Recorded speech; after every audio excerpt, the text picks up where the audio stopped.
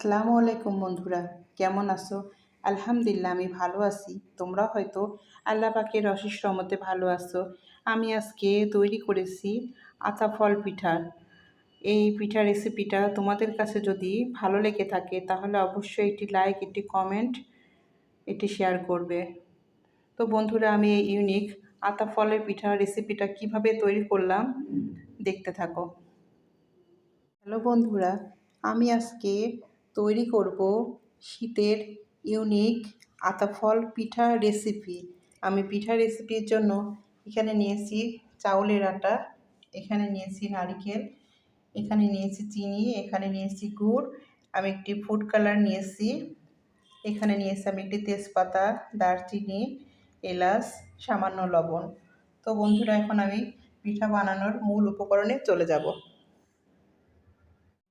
পিঠা বানানোর পুরটা তৈরি করার জন্য নারকেলটা পাতিলে দিয়ে নিয়েছি। এখন আমি পরিমাণ মতো গুড়, তারপর এখানে আমি যে এলাচ দারচিনি রেখেছিলাম সেটা দিয়ে নেব, সামান্য লবণ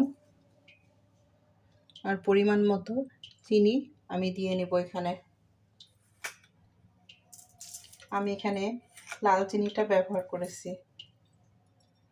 এগুলো এখন আমি সুন্দর করে মিশিয়ে নিব। এখানে আমার নারকেলের পুরটা তৈরি হয়ে গেছে। এখন আমি এটা ফ্রিজে তুলে নিব ঠান্ডা করার জন্য। এরপরে আমি পিঠা বানানোর জন্য আটার ডোটা তৈরি করে নিব।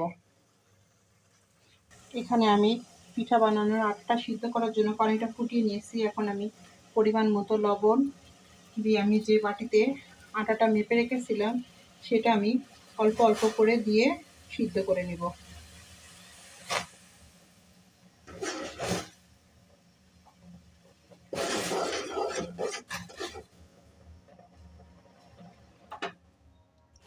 আমি আটাটা সিদ্ধ করে নেওয়ার পরে এভাবে সুন্দর করে নিয়েছি। এখন আমি ছোট ছোট করে আতা ফল পিঠার জন্য এভাবে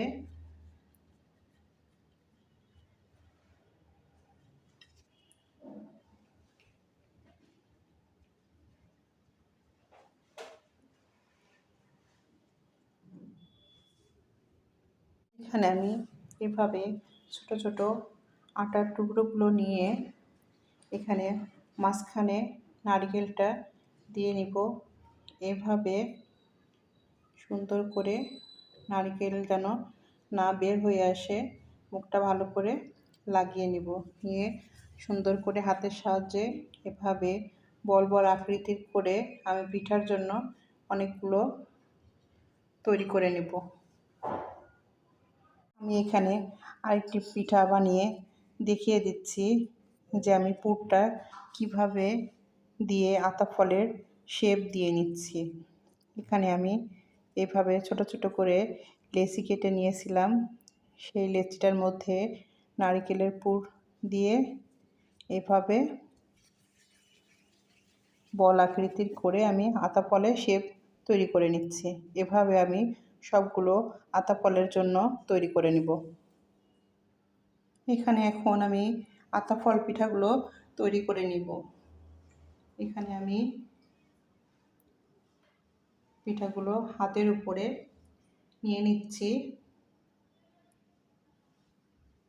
এটা যে যত বড় করে বানাবে ততগুলো করে দিয়ে এভাবে আমি হাতের সঙ্গে এরকম আটাগুলো সেট করে নেব।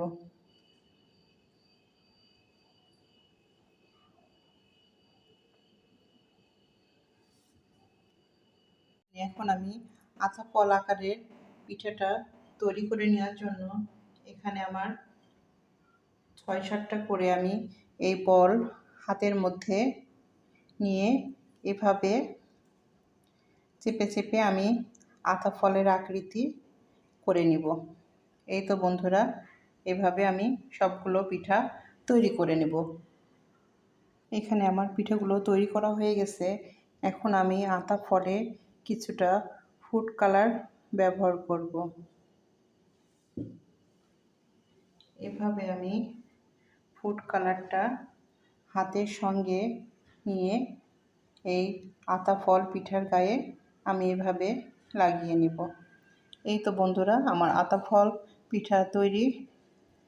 এখন আমি এটা ভাপিয়ে নিব। এখানে আমি চুলাতে কিছু গরম পানি বসিয়ে দিয়েছি, এর উপরে একটু ঝাঁঝরি বসিয়ে দিয়েছি। এখন আমি আতা ফলের এই পিঠাগুলো ভাপিয়ে নিব। এভাবে আমি পিঠাগুলো দিয়ে নিব। 10 মিনিটের জন্য আমি এই পিঠাগুলো সিদ্ধ করে নিব। এখানে আমার পিঠাগুলো সুন্দর করে ভাপানো হয়ে গেছে। এখন আমি এটা পরিবেশন পাত্রে তুলে নিব। এই তো বন্ধুরা, আমার আতা ফল পিঠাটা কমপ্লিট। আমি পরিবেশন পাত্রে তুলে নিয়েছি। তো আমার এই পিঠার রেসিপিটা তোমাদের কাছে যদি ভালো লেগে থাকে তাহলে অবশ্যই একটি লাইক, একটি কমেন্ট, একটি শেয়ার করবে।